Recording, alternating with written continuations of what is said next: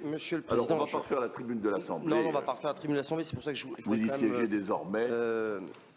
recibler quelques petites choses. Déjà, je vous remercie puisqu'on a ici dans cette Assemblée des débats plutôt constructifs et apaisés, ce qui n'est pas forcément toujours le cas, notamment à l'Assemblée nationale. Donc on ne va pas refaire le match du projet de loi de finances. On connaît la situation telle qu'elle est au niveau national. Il y a une majorité relative. Cette majorité relative, elle se cherche des partenaires. Elle doit créer les... Moi, je suis un fervent partenaire et dans l'idée de tout ce qui peut se faire dans le compromis. Bon, je pense qu'on a beaucoup de travail en France pour apprendre le dialogue et le compromis, notamment au niveau national. Donc c'est effectivement quand on a des oppositions qui déposent dès le début des motions de rejet et vous disent sans connaître le contenu du projet de loi de finances qu'elles ne le voteront pas, on part sur des mauvaises bases. Donc effectivement, on arrive à un 49-3. Il faut bien doter le pays d'un budget. On ne refera pas non plus ici le match, je crois, des dotations aux collectivités, parce que si on regarde dans le rétro, je crois que tous, on peut se regarder dans nos propres familles politiques, ici ou là, il y a eu la glaciation.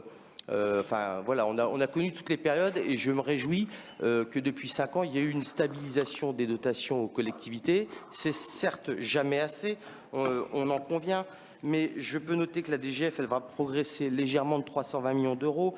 Noter que les dotations d'investissement type DSIL, DETR, elles seront maintenues au niveau qu'on connaît. Et puis, alors l'État...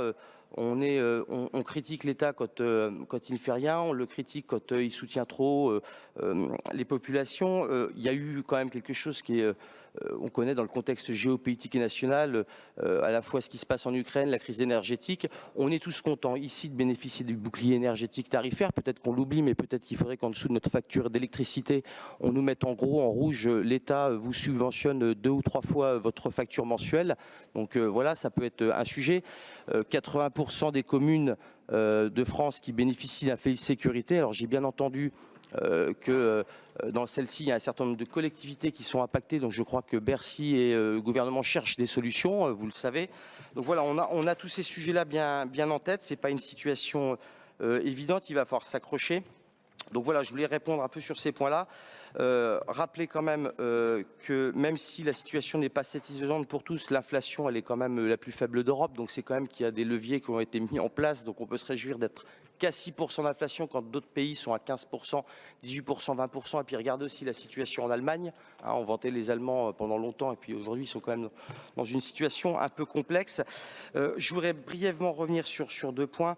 On a parlé de toute la question de l'assurance chômage, la question du RSA.